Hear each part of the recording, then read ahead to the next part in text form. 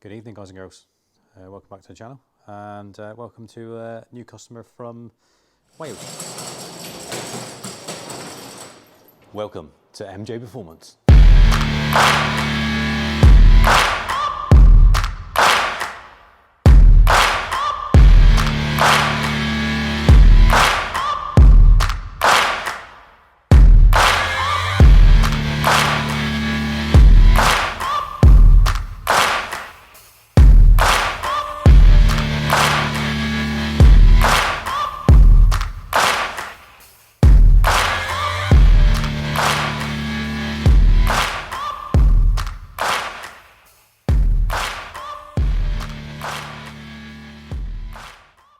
So Mark dropped this car down to me a couple of weeks ago now.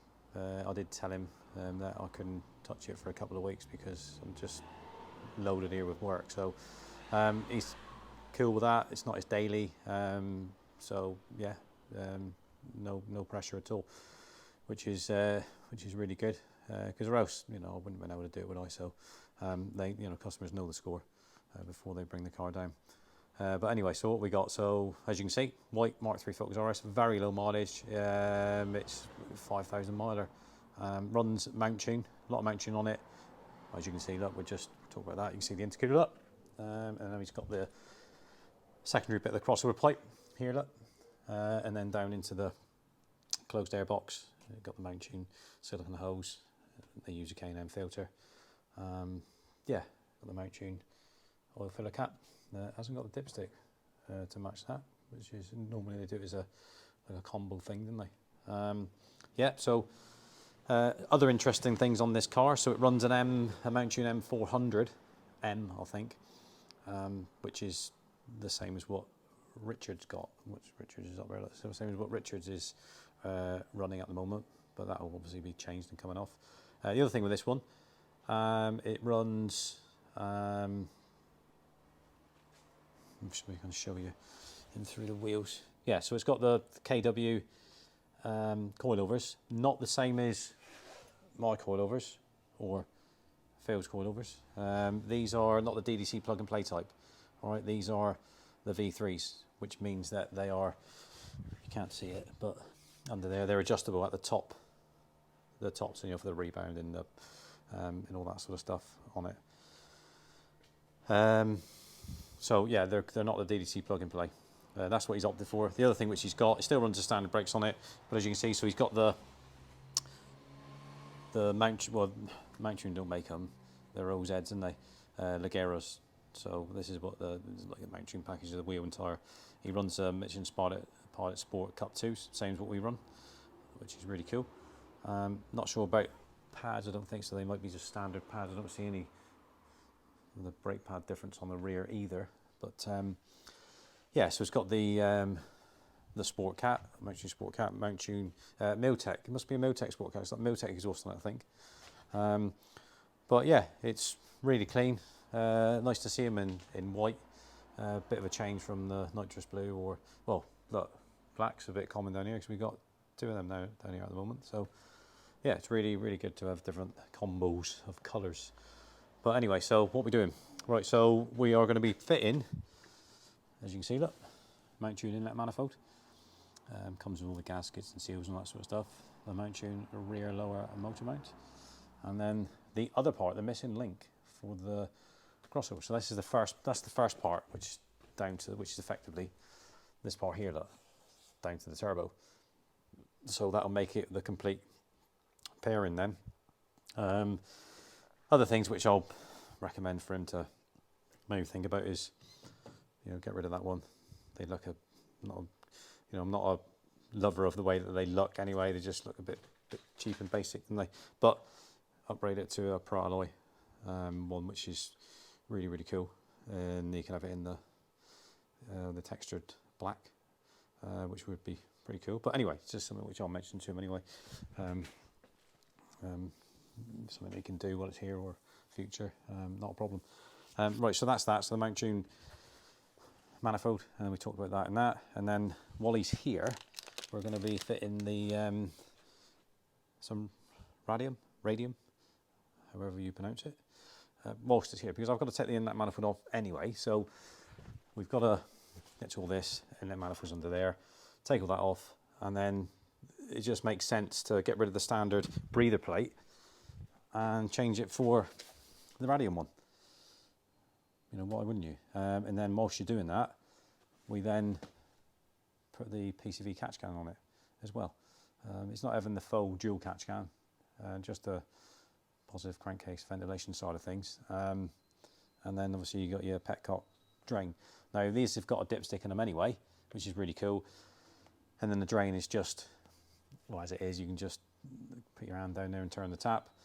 If it gets to that stage where you've got quite a bit of fluid in it, but you'd know from the dipstick, and then you can just drain it out. So you haven't got to faff around unscrewing the actual canister to drain it out, like you have to do on the Mishimoto ones. Some of them anyway. All right, so I'm going to be cracking on with this. It's got some mud flaps in the boot as well, some mount tune ones. Can't remember whether I'm going to be fitting them. I'll have to speak to Mark and see what he wants to do. But yeah, but that can be done afterwards. So it's pretty straightforward on that. Rears are a bit of a pain because you've got to sort of like bend all the brackets, and they're a bit more of a faff on the rear. The fronts are just straight on, easy in it. But yeah, so as you can see, he's got the bonnet vents put in. But yeah, I like this one. It's pretty cool. Got the carbon. Forgot about them. That's got the carbon mirror covers on it as well, which is pretty cool. But it's pretty mint. Well, like I said, it's only done 5,000 miles, so you wouldn't expect any other, really, would you? But yeah, obviously you've got my car there. Look, just hiding away. I've only just got this back from Julian's done at Proform. It's having some more development work done on it, because obviously we use this as my car is the development car, and everything starts life and tested on my car, and then it goes on to the likes of Phil's there, and Richard's, and Roberts there, and in the future maybe somebody like customer like Mark, if he wants to go for something. But I'll tell you more about what we're developing on that. It's very interesting actually, and again, it's something that's not been done before, so it'll be, stay tuned to that one, because we'll launch it and tell you about it across the social media platforms when we've tested it properly, and then we'll give it a thumbs up, and then we'll let you know what's what, and talk about it, show you all pictures, do a video on it, and all that sort of stuff. But it's an absolute first. All right, so you'll be I think it's going to cause quite a stir, but yeah, let's just wait for that one, and then it'll be worth it. But like I say, we've got Phil's here as well. We just have a little wander around Phil's.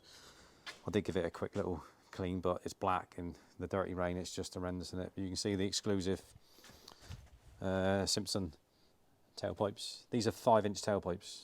It's pretty mad. And then you've got the repackable rear silencer underneath. It's a complete one-off custom exhaust, which Simpson made for me. I tested this on my car, going back to what I said just now about tested it on my car before we put it on Phil's car. So it was already earmarked for Phil's car, but we we always test it first. You can see, like, it's got my the big crazy brakes on it. That's a 400mm disc on the front, 400 by 34mm thick, and then it's got we run the DS2500 brake pads. There's 4 brake pads in each caliper, so they're 8-pot progressive piston calipers. And then on the rear we've got 375 by 28, if I remember, I think it is, electronic parking brake, and they're all billet, the calipers. That's a 4-pot monster on the rear. Again, the S2500s, obviously the braided lines, which are in, but you can't really see them, but this might be able to see them in there, but yeah, you can just about see them in there. That's the braided lines, and then we run the Frodo Super Formula brake fluid in it as well.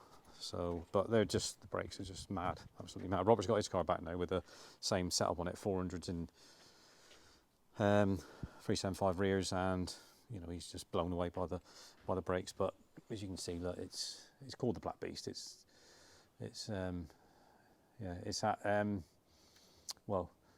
final-ish stages on Phil's for being completed. But look at the bonnet, look.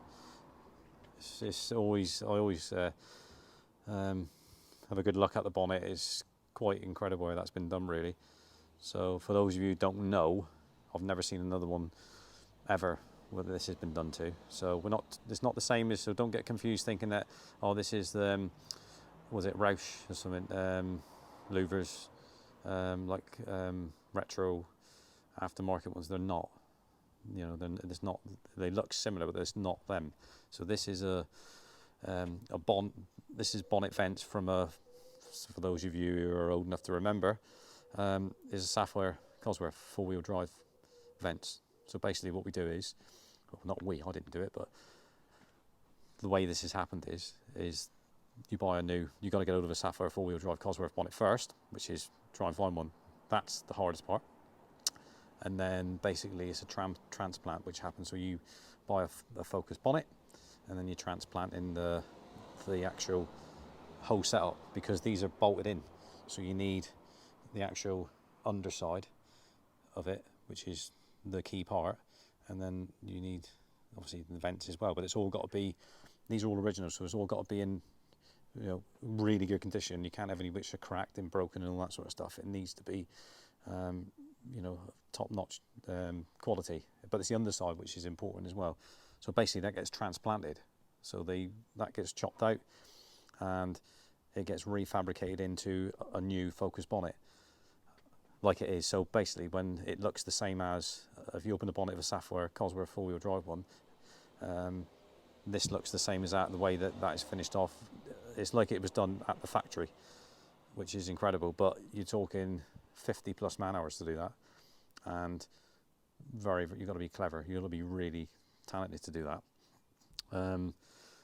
Obviously Mark's got bonnet vents, but that's completely different. There's no, we're not talking like for like. It's completely different. That is the normal way, which I suppose is the most popular way of doing it over here, look, which is while we're talking about the vents, we might as well. But that's the way that that I've only ever seen it done that way on everybody else's. But there's a guy that goes around the country and does it, I believe.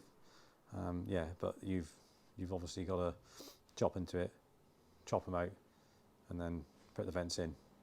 Obviously, if I told you how much that cost, most people would be like, "You're joking." They wouldn't believe how much that cost. It is it's a lot of money to do that, but the end product is awesome, and it just looks fantastic, doesn't it? I mean, look, the way that it just it just looks like factory fit, doesn't it? But to get that sort of look and quality and all the rest of it that goes with it, it costs a lot of money. So don't forget, you got all the fabrication, all the painting, prep and painting and all that sort of stuff. So that would cost you about £3.5 grand from start to finish, if you can find a Sapphire 4-wheel drive bonnet first. Something like that, probably more now, probably £4 grand for a bonnet, which is incredibly expensive. But if you want something, a one-off, you want it like that, that's what you're going to be paying if you can get the bonnet and get somebody to do it. But so anyway, enough of but no more to come on Phil's in the future. Phil's is it's ready to go for final calibrations. Remain from Race Car will be doing that because it runs a Cyvex standalone motorsport ECU. So it's just getting a slot to get him to do it. It's and the same with Richards. Richards will be running a Cyvex ECU eventually, so which we've got, and we'll need to get that one, as you can just see peeking up there, get that up to Remain as well. But we'll do a full update vid on Phil's, because it is it's something which is, well, I've not seen anybody do it with the Mark 3 Focus RS, and it's possible that I've missed something, but not the way that we've done it. And the parts, the upgrades that we've used, it's quite, because everything's custom on it. It's been Julian done at Pro Form is custom made stuff on the turbo side of things, and the turbo is custom and all sorts. So, but we'll tell you all about that later when we in another video. We don't want to spoil it now, do we? But yeah, so I'm gonna crack on with marks, and then yeah, I'll shoot some more vids on their progress as I go. So catch you in a bit, guys and girls. Right, we continue, guys and girls. As you can see, so fast forward. The original inlet's down there.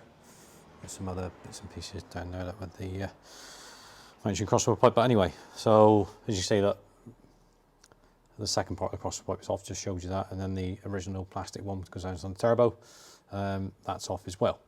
Okay, so as you can see as well, so the inlet manifold, we just showed it to you, that's off. We tape it across because I'm going to be shooting off home in a sec, so I'm done for this evening.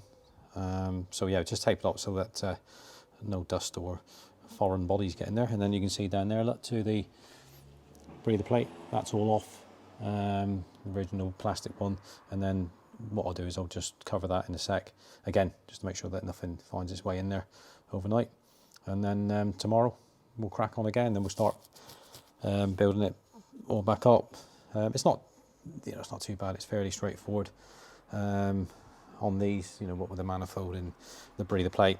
A little bit fiddly, you got to take the end, warm up and get the end off the connector off the pipe on the plate side of it, because you need to reuse that connector to click it back on with on the radium side of things. Different ways of doing it, if you're using a mount tune one or radium one, there's different ways of doing it, but you need that because you need that connector because it clicks onto the back of the inlet manifold. Don't need it at the other end because it's different the way that it fits. So yeah, so sometimes you have to use it, sometimes you don't, depending on which one you're fitting. But yeah, so we'll leave it there for a minute and then we'll resume tomorrow and I'll update you from there. Right, see you in a bit. Bye.